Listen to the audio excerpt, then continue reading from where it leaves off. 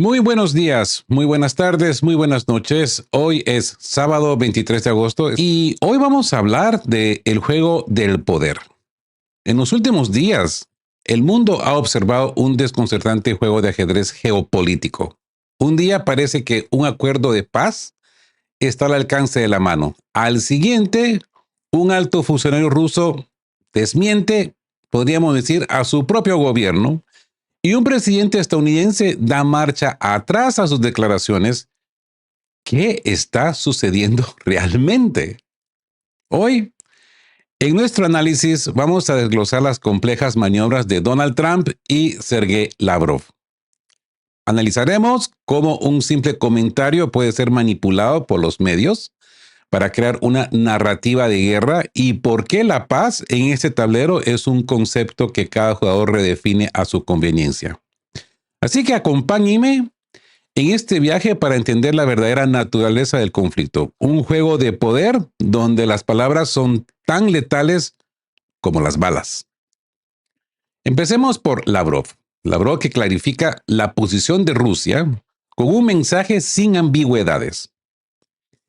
En un esfuerzo por poner fin a la confusión global, el ministro de Asuntos Exteriores ruso, Sergei Lavrov, ha ofrecido una serie de declaraciones que han clarificado de forma contundente la posición de Rusia. Esto ocurre tras las especulaciones generadas por la reciente reunión entre Donald Trump y Vladimir Putin en Anchorage, Alaska, donde algunos interpretaron que Rusia había cedido terreno en puntos clave. Lavrov, en una extensa entrevista televisiva, y luego, en una conferencia de prensa, ha disipado estos malentendidos. En los últimos días, el ministro de Asuntos Exteriores ruso, Sergei Lavrov, ha ofrecido una serie de declaraciones que han clarificado de forma contundente la posición de Rusia. Primero, en una extensa entrevista televisiva y luego en una conferencia de prensa durante la visita del ministro de Asuntos Exteriores de Jordania a Moscú. Lavrov ha puesto fin a una serie de malentendidos que se originaron a partir de lo que supuestamente se discutió en Alaska. La principal confusión ha girado en torno a las garantías de seguridad. Sí, ha habido sugerencias supuestamente originadas por Trump de que Rusia habría aceptado que las potencias occidentales le dieran a Ucrania garantías de seguridad tipo artículo 5 de la OTAN. También se ha especulado que Putin habría retirado las objeciones rusas al despliegue de tropas europeas en Ucrania. Lavrov desmintió estas ideas de manera inequívoca. Explicó que las únicas garantías de seguridad que Rusia está dispuesta a considerar son las mismas que se establecieron en el Acuerdo de Estambul de abril de 2022. En una detallada explicación, el ministro ruso recordó que fue Ucrania la que propuso por primera vez este tipo de garantías y que Rusia accedió a negociar.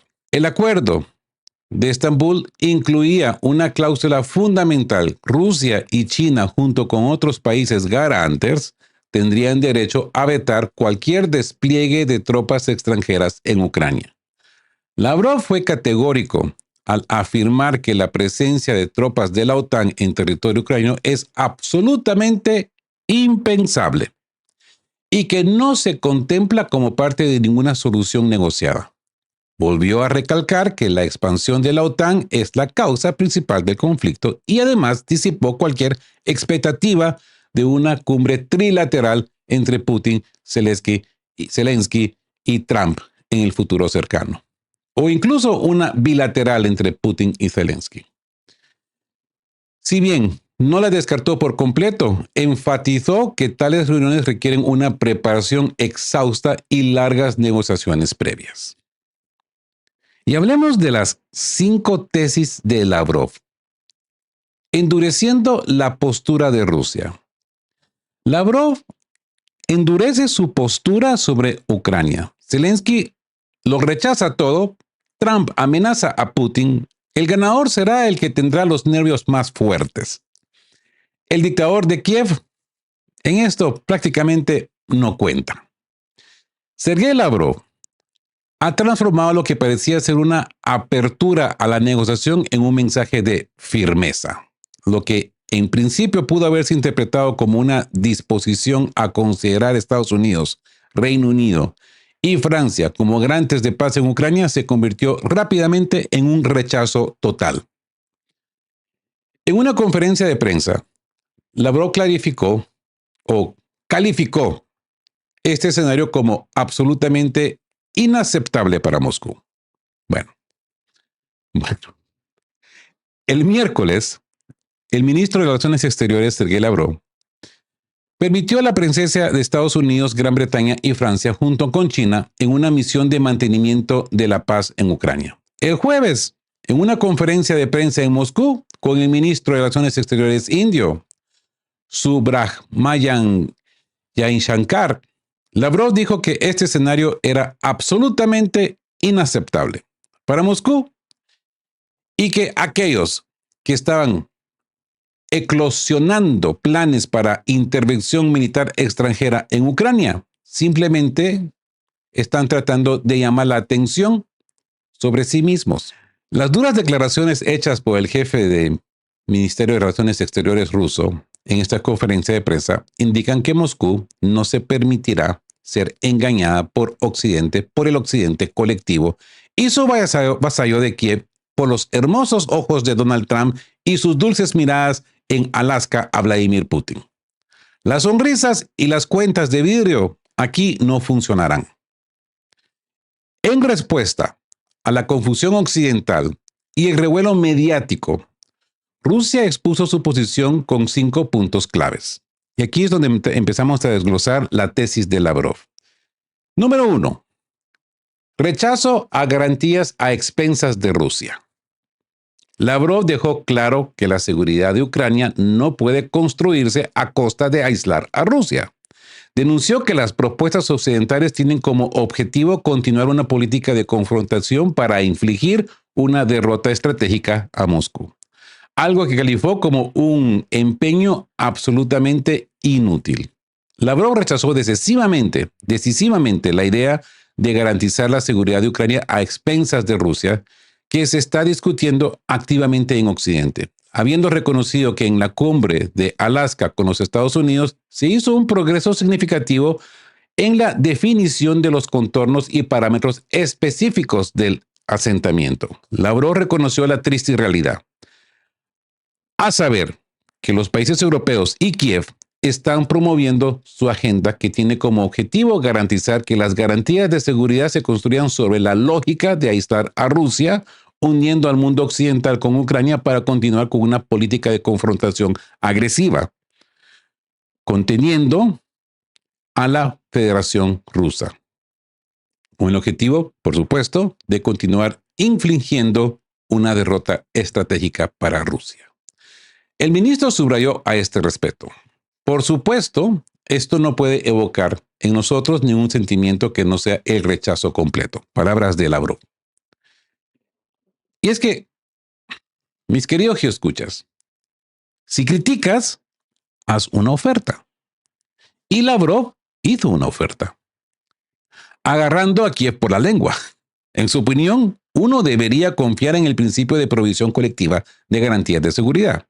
Su indivisibilidad, que se estableció en las propuestas de Ucrania en las conversaciones de Estambul en el 2022, que sigue siendo absolutamente natural y relevante hoy en día.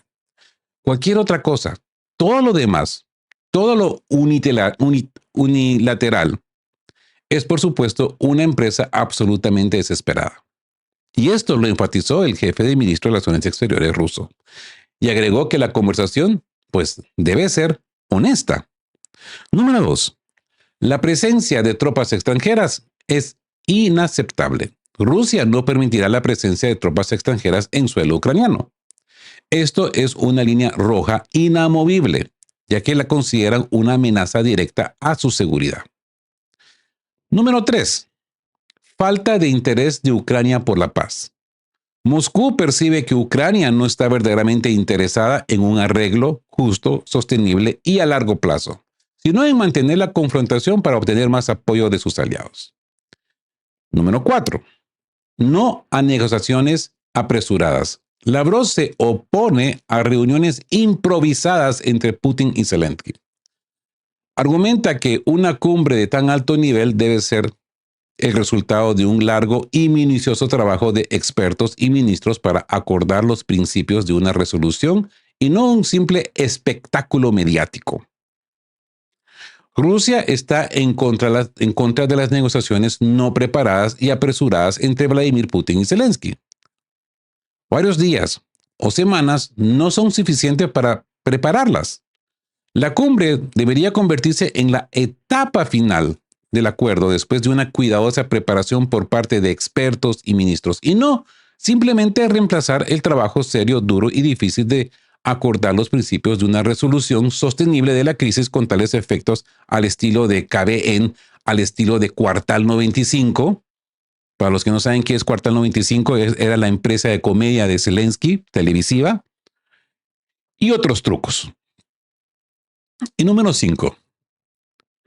El cuestionamiento de la legitimidad de Zelensky.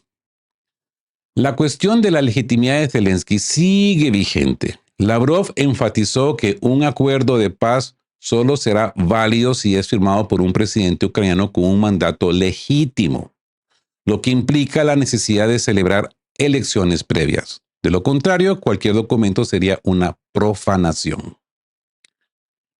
La cuestión de la legitimidad de Zelensky no ha desaparecido.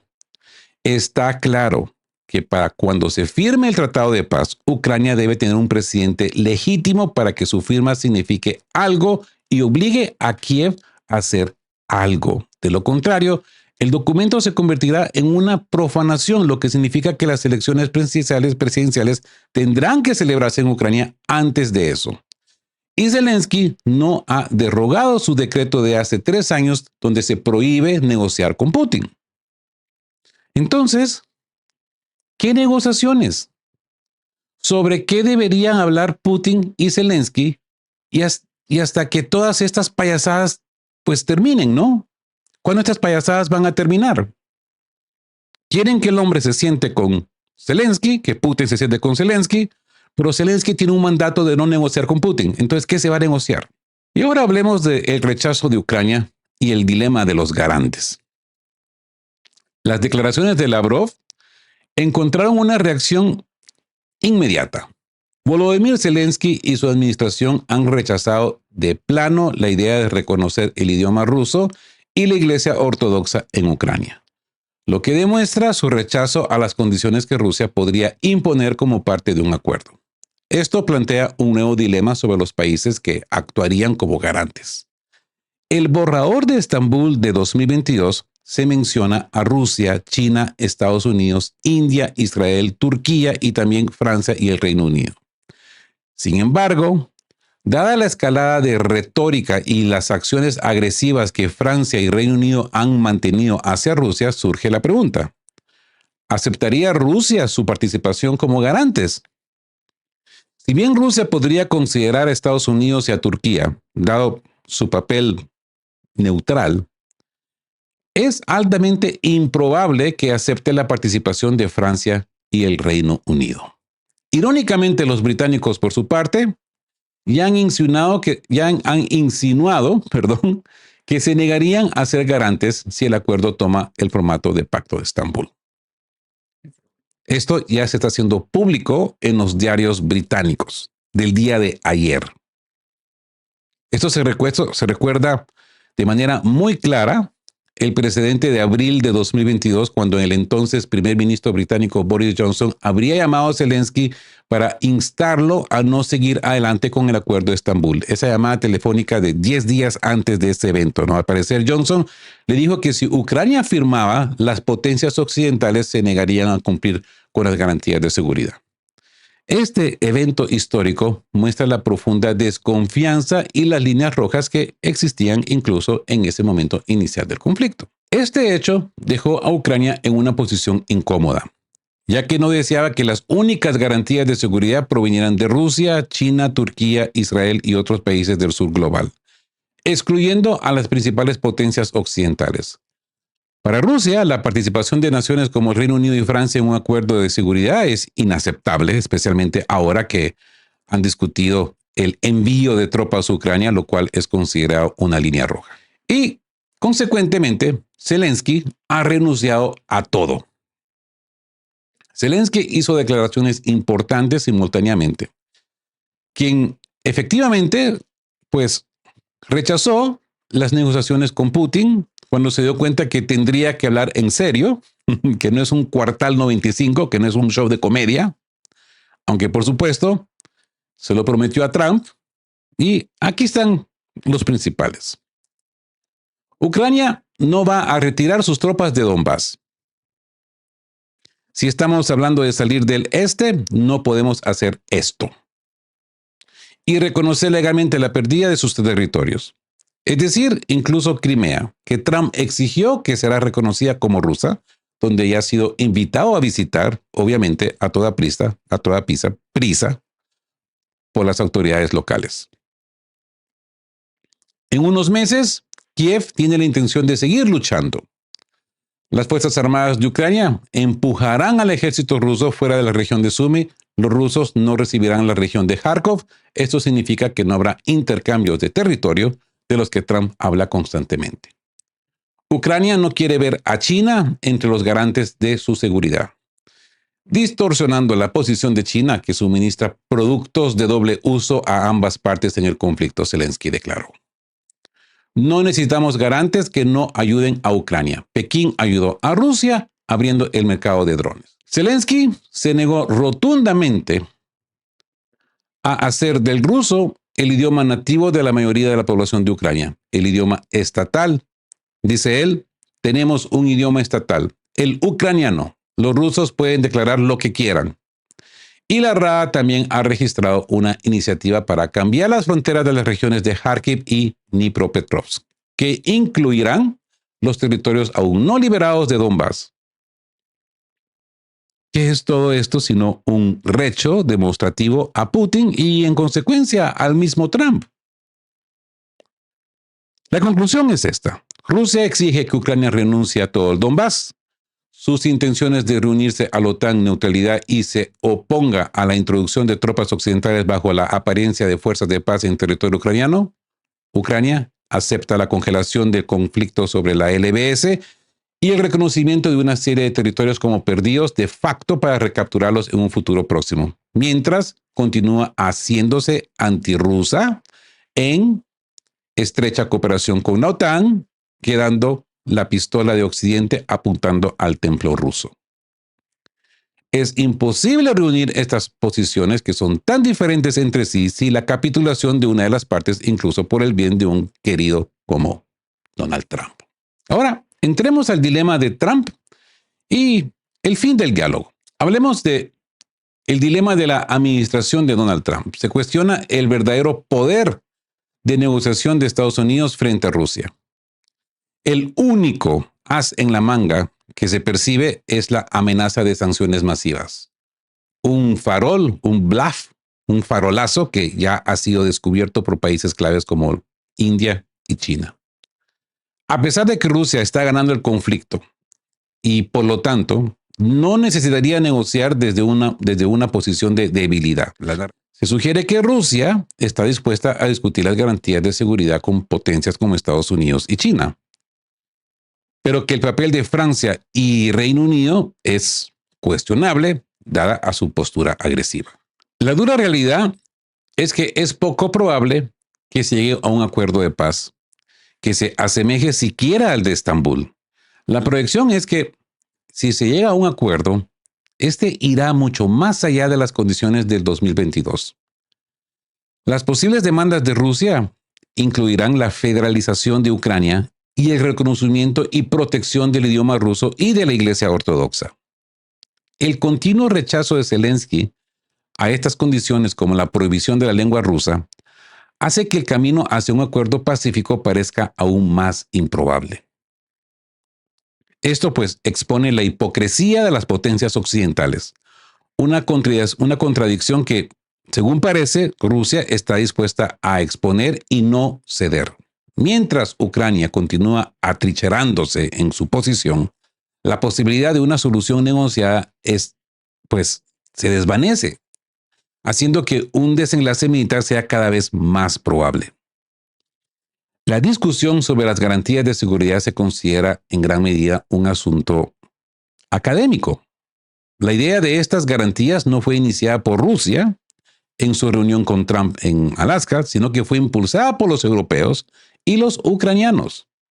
El objetivo de estos últimos es conseguir un tipo de garantía de seguridad de Estados Unidos que sea equivalente al artículo 5 de la OTAN, lo que les permita avanzar hacia su objetivo final, la plena adhesión a la alianza. Y por supuesto que hay que hablar del gran error de Trump y la reacción del Estado profundo. Tras esa reunión de Alaska, de Anchorage, los medios de comunicación estadounidenses, especialmente aquellos ligados a figuras como Witkoff, tergiversaron la posición de Vladimir Putin, sugiriendo que había hecho más concesiones de las que realmente hizo. Este malentendido ha sido una constante en las negociaciones pasadas con Estados Unidos. Por ello, Sergei Lavrov, como lo hemos visto, se vio obligado a salir públicamente para dejar cristalinamente clara la posición de Rusia. Lo que hemos detallado es cómo los medios y las facciones neoconservadoras en Washington capitalizaron un error de Trump en una entrevista. A pesar de que su intención era tranquilizar a los estadounidenses asegurando que no habría soldados estadounidenses en el terreno, no botas estadounidenses en el frente, sus palabras se convirtieron en un arma al mencionar algún tipo de apoyo aéreo para las tropas europeas. Trump proporcionó la chispa que la prensa necesitaba, que los neoconservadores necesitaban, los belicistas, los guerreristas necesitaban. Inmediatamente la narrativa se llenó de reportes citando a funcionarios anónimos familiarizados con el asunto que detallaban un supuesto plan de 4 pasos. Este plan implicaba el despliegue de misiles y aviones de defensa aérea de Estados Unidos en Polonia y Rumania, así como el traslado de tropas francesas y británicas con el respaldo logístico y aéreo de Estados Unidos. Así es como los medios de comunicación y las facciones neoconservadoras en Washington inmediatamente capitalizaron los comentarios de Trump en una simple entrevista. Este desarrollo demuestra la capacidad de las élites y los medios para manipular una situación y construir una narrativa a partir de un comentario descuidado. Sin embargo, la historia no termina aquí. La especulación se vio frenada por una declaración de Aldrich Colby, una figura del Pentágono que desmintió el plan, afirmando que el papel de Estados Unidos sería, en mejor de los casos, mínimo. Y ahora nos encontramos a el presidente Trump haciéndose para atrás, como dicen en mi tierra. Dice, me pasé de la raya. Así que hablemos de la retirada de Trump. En un giro sorprendente, el presidente estadounidense convocó a una conferencia de prensa de emergencia. Apareció de forma casual con una gorra roja que decía Trump tenía razón. El líder pareció dar marcha atrás a su retórica. Trump retrocedió. Atacar a Putin sobre Ucrania no funcionó. Lavrov es un buen tipo. La dura reacción de Rusia el jueves a los intentos de los aliados europeos de Washington y su vasallo de Kiev de distorsionar los acuerdos alcanzados por los presidentes rusos y estadounidenses en Alaska el miércoles y a las propias amenazas de Trump contra Moscú por su falta de voluntad para aceptar el falso asentamiento ucraniano, dieron sus frutos el día de ayer, el viernes. El propietario de la Casa Blanca reunió urgentemente a periodistas ante quienes apareció como un hombre relajado, de un buen carácter, con una chaqueta sin corbata y una gorra con las inscripciones en inglés. Trump tenía razón en todo. El presidente de los Estados Unidos tiene un buen sentido del humor. Después de todo, se rió un poco de sí mismo de esta semana, dándose cuenta rápidamente de que se había pasado con la presión sobre Rusia, lo que llevó al resultado opuesto y está listo para disculparse elegantemente. Así que del fútbol a Putin. Trump comenzó un poco más atrás anunciando que el sorteo de la fase de grupos para la Copa Mundial de Fútbol de la FIFA 2026 se celebrará en los Estados Unidos, Canadá y México y tendrá lugar el 5 de diciembre en el Centro John F. Kennedy para las Artes Escénicas en Washington. Trump se acercó a Vladimir Putin desde allí. El presidente de los Estados Unidos mostró una foto de la cumbre de Alaska en la que aparece él con el líder ruso y declaró: "Este es un hombre llamado Vladimir Putin, que estoy seguro que vendrá a la Copa del Mundo. Depende de lo que pase. Puede que venga o no venga, dependiendo de lo que suceda. Están pasando muchas cosas en las próximas 2 semanas, pero pensé que era una buena foto". ¿Por qué se dijo esto? Porque el día anterior, en su red social Truth Social, Trump dejó bastante claro que si los líderes de Rusia y Ucrania no acuerdan una reunión personal dentro de las próximas 2 semanas, la responsabilidad de esto recaerá en Moscú. ¿Mm? Rusia respondió endureciendo su posición a través del ministro de Relaciones Exteriores, Sergei Lavrov. Todo lo que hemos hablado desde el inicio de este programa, ¿no? Porque Kiev había rechazado todas las principales demandas de Moscú a pesar de los compromisos que había hecho. Y los patrocinadores de la OTAN del régimen de Volodymyr Zelensky están planeando lazo a Ucrania como que estuvieran ganando, no perdiendo. Trump se dio cuenta inmediatamente de lo que estaba sucediendo y reaccionó rápidamente. Dejan claro que si Putin y Zelensky no se reconocían, no sería solo culpa de Rusia. Y dice: "Veré de quién es la culpa. Sé exactamente lo que estoy haciendo. Veremos si tienen una reunión. Será interesante verla. Y si no, ¿por qué no tuvieron una reunión? Después de todo, les pedí que tuvieran una reunión en 2 semanas. Sabré lo que voy a hacer. Sabré lo que voy a hacer". Es decir,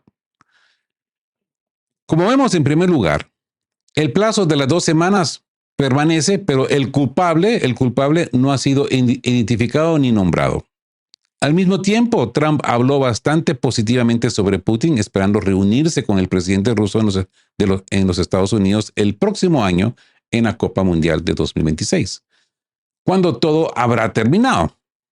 Trump no mencionó a Zelensky en absoluto, como si fuera un espacio vacío. En segundo lugar, Trump parece haberse dado cuenta de que había ido demasiado lejos y ahora está tratando de alejarse de su ambiciosa y, hay que admitir, estúpida, humillante iniciativa de que Putin convoque a una cumbre ruso-ucraniana a toda prisa.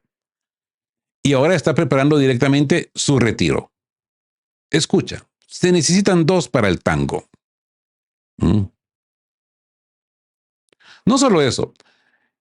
El presidente de los Estados Unidos le señaló a Moscú que si Putin no quiere reunirse con Zelensky, entonces él también podría tal vez como igual participar en esta reunión. Trump también se quejó un poco sobre lo preocupado que estaba por lo que estaba sucediendo y repitió la fecha límite. "No hay nada que me haga feliz en esta guerra, nada, absolutamente nada. Vamos a ver qué pasa después. Creo que descubriremos en las próximas 2 semanas cómo irán las cosas". Y aquí nos encontramos el ataque de Lavrov, que trajo resultados. ¿Por qué Trump fue al programa?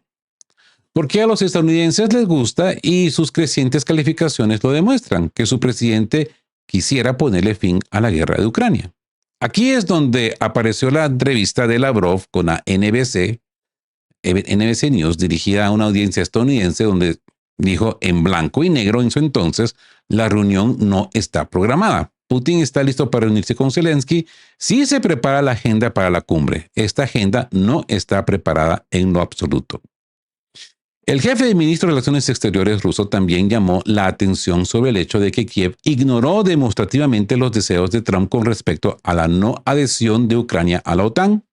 El intercambio de territorios, Zelensky dijo no a todo, incluso dijo no a la derogación de la legislación que prohíbe el idioma ruso, mientras que Rusia, señaló Lavrov, mostró algo de flexibilidad.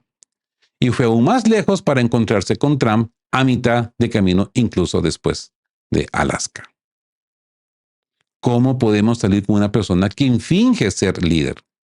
Lavrov agregó refiriéndose a Zelensky y en consecuencia a la iniciativa infructuosa de Trump sobre este asunto. Dado que las palabras y las críticas del jefe del Ministerio de Relaciones Exteriores ruso son justas, Trump decidió cambiar su ira a misericordia, enviando así simultáneamente una señal a Kiev para que no sea impudente. Prácticamente no hay posibilidad de reunir a Putin y Zelensky en un espectáculo de farsas en un futuro próximo.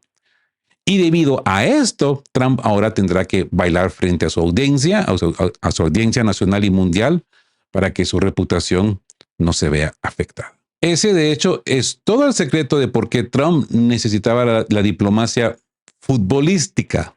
No hay nada que decir. Lavrov es genial. Ser amable con los Estados Unidos no funciona. Los estadounidenses solo valoran la fuerza y la voluntad. Y este es el camino que Rusia debe tomar en el conflicto ucraniano. Y Trump no está nada contento con la pelea con Rusia. Esto es exactamente lo que los globalistas europeos y estadounidenses, que lo odian casi tanto como odian a Putin, esperan y esperan. Lo que parecía ser una advertencia a Rusia se convirtió en un gesto conciliador. Trump se valió del sorteo de la Copa Mundial de Fútbol de 2026 para mostrar una foto con Vladimir Putin, sugiriendo que el líder ruso podría asistir al evento. Este gesto fue un claro intento de aliviar la presión sobre Moscú. Así que esto atribuye directamente el cambio en el discurso de Trump a la firmeza de Sergei Lavrov. Al ver que las palabras y las críticas de Lavrov eran justas, Trump decidió cambiar su enfoque, enviando una señal tanto a Rusia como a Kiev, de la que la intransigencia no funcionará.